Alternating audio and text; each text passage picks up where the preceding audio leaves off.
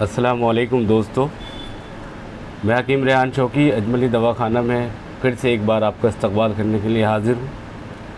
आज मैं जिस मौजू पे बात करने जा रहा हूँ, जिस बात को आपके सामने रखने जा रहा हूँ, बहुत ही सीरियस और गंभीर बात है।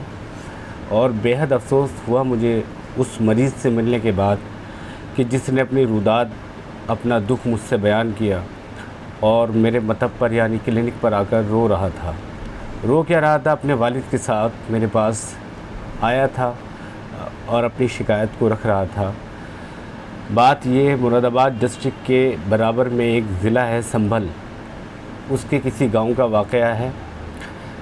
और उसके अंदर ये बात पेश आई कि उस लड़की की शादी हुई। जाहिर सी बात है कि इलाज उसने करवाया होगा अपना किसी हकीम या डॉक्टर के ज़रिए, और उसको लगा भी था कि मैं मुतमईन हूँ और एहसास भी होगा उसने, और हकीम साहब ने भी उसको दिलासा दिया होगा कि भाई आप ठीक हो गए।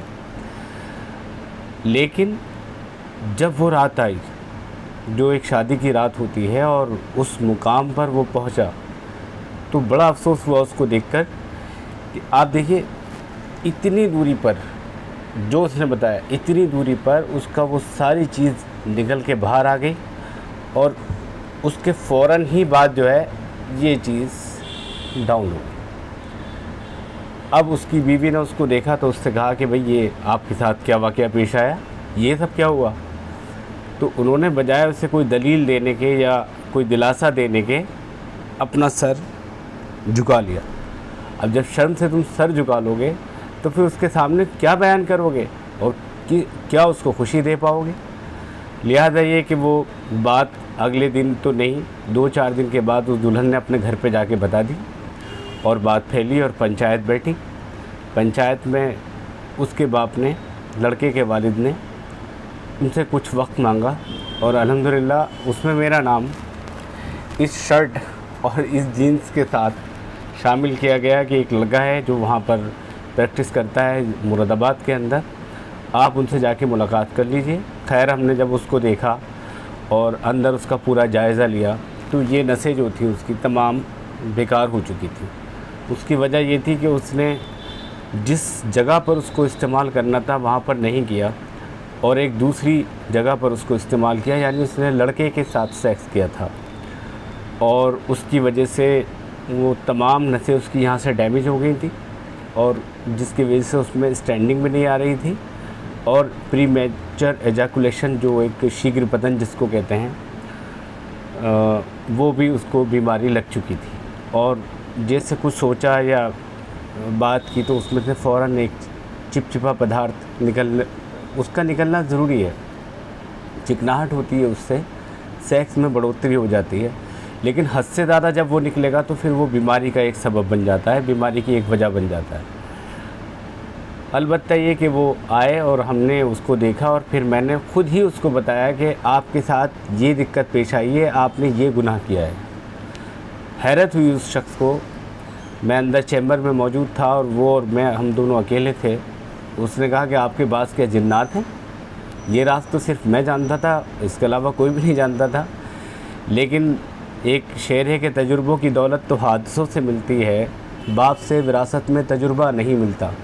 तो ये जो तजुर्बे की दौलत है, ये तकरीबन मैंने 24 साल में कमाई है। 24 साल से मैं इस लाइन में हूँ और पूरा बचपन इसमें सर्व कर दिया।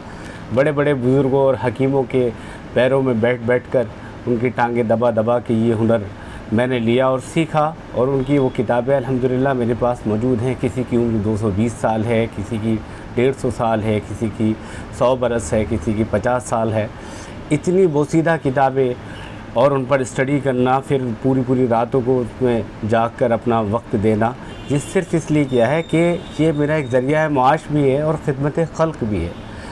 बहुत से हकीम और तबीब यूट्यूब पर आपको मिल जाएंगे बैठे हुए और देखते हुए, आप सब कुछ समझ भी रहे होंगे, देख भी रहे होंगे, लेकिन अपनी नफ्स दिखा कर के कि वो आपके बारे में बता रहा है कुछ, अगर वही सब बता रहा है तो फिर वो ठीक है, हकीम है।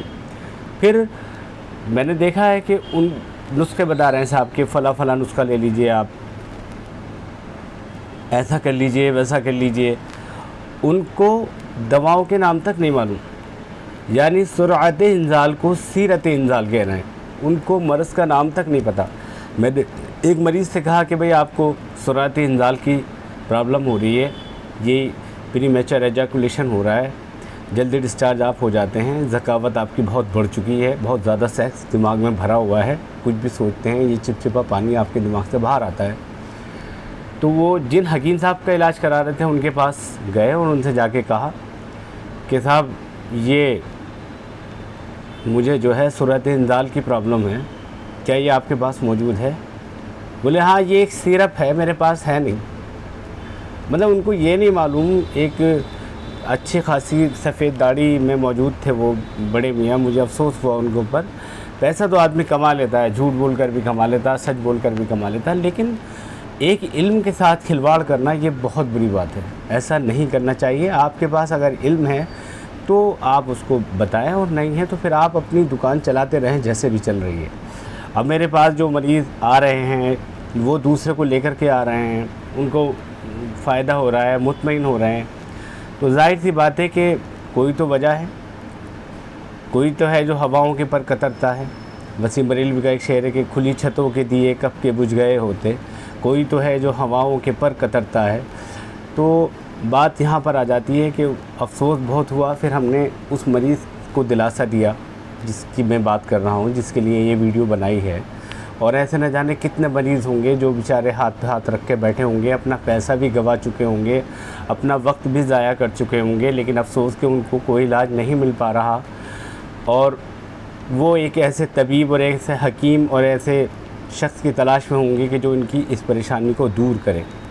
तो लिहाजा मैंने उनको दिलासा दिया, यहाँ तक कि वो गले रख कर रो पड़ा मुझसे। और उसके बाद फिर मैंने उनको बिठाया, पानी वानी पिलाया। फिर मैंने उनसे कहा कि देखिए ये एक तकलीफ़ दे काम है, हमने इस पर पट्टी करनी है, और पट्टी के बाद जो है वो गंदा पानी आपका बाहर आ जाएगा, फिर आपको खुद ही राहत महसूस हो जाएगी। खैर वो वैसा ही हुआ, हमने एक पट्टी की, उसके ऊपर कोई असर नहीं हुआ क्योंकि कमी बहुत थी। कोई चीज़, एक सांचा होता है, जिस सांचे के अंदर कोई चीज़ जाती है तो वहाँ तक तो ठीक है। अब आप किसी गलत चीज़ के अंदर उस चीज़ को इस्तेमाल करोगे तो फिर सांचा बिगड़ जाएगा ना, तो उसके हालात भी बिगड़ जाएंगे। तो उसको हमने फिर उस रास्ते से गुजारा। एक रात बहुत तकलीफ़ हुई, अगली रात में उन्होंने, ये तीसरी रात की बात बता रहा हूँ जो तकलीफ़ हुई। पहली रात को कुछ नहीं हुआ, दूसरी पट्टी बांधी उसमें कुछ नहीं हुआ, तीसरी पट्टी में उनको हल्का सा महसूस हुआ, चौथी पट्टी में बहुत तकलीफ़ हुई। वो इसलिए हुई कि उनकी खाल वहाँ से हटा दी गई थी, सारा गंदा पानी उसमें से निकाल दिया गया था। और उन्होंने फिर मुझसे ये कहा था कि हकीम साहब मुझे ये दिल चाह रहा था कि मैं फिर पतंगबाजी कर दूँ। उनका जिस गड्ढे से निकल के आओ क्या उसी में और गहराई से गिरना चाहते हो। लिहाजा ये कि वो ठीक हुए। उसके बाद में फिर हमने एक ठंडा तिला उनके बांधा जो उस ज़ख़म को राहत पहुंचाई जिसने, और सुकून दिया, और वो ठीक हुए। उसके बाद फिर उनका दवाओं से इलाज किया। आज माशाल्लाह अल्लाह का शुक्र है कि वो अपनी वाइफ को घर बुलाने में कामयाब रहे, और वालिद ने उनके कहा कि हम आपको पेट भर खाना खिलाएंगे। बेचारे किसी गांव के हैं वो, तो मैंने उनकी हौसला अफजाई के लिए उनको दुआ दी कि भाई अल्लाह ने आपकी परेशानी दूर कर दी और मेरी इलाज रख ली। आप तक ये मैसेज पहुंच चुका। तो इसी से मुताल्लिक दोस्तों मैं आप तक ये एक नुस्खा लेकर के हाज़िर हुआ हूँ, लेकिन आप इस चैनल को ज़रूर सब्सक्राइब कीजिए, इस वीडियो को लाइक और शेयर कीजिए, ताकि जो मायूस और परेशान लोग हैं उन तक ये आसानी से पहुँच सके। नुस्खे में आपको बहुत कम चीज़ें इस्तेमाल करनी है। इसमें 30 ग्राम आपको सतावल लेनी है, 30 ग्राम तुख्म रेहा इसको इस्तेमाल में लेना है, और तकरीबन 25 ग्राम सफ़ेद मूसली, 25 ग्राम काली मूसली, 20 ग्राम बिधारी कंद और 25 ग्राम इसमें ताल मखाना लेकर 20 ग्राम इसके अंदर लाजवंती लेनी है, और तकरीबन 5 ग्राम इसमें अकरकरा मिलाना है। और इन सब दवाओं को कूटने छानने के बाद इसके वज़न के बराबर इसमें कच्ची खांड मिला लेनी है, और 20 ग्राम की खुराक रोज़ सुबह को इस्तेमाल करनी है। 21 दिन इस्तेमाल करने के बाद या 31 दिन इस्तेमाल करने के बाद उस रात को मुलाकात करें आप, और मुलाकात से 1 घंटा पहले भी इसको 20 ग्राम आप खुराक ले लें। इंशाअल्लाह फिर आप देखें कि मुझे आप दुआ देंगे। स्क्रीन पर मेरा नंबर मौजूद है, लेकिन आप नोट कर लीजिए 9412 84 84 48 9412 848448।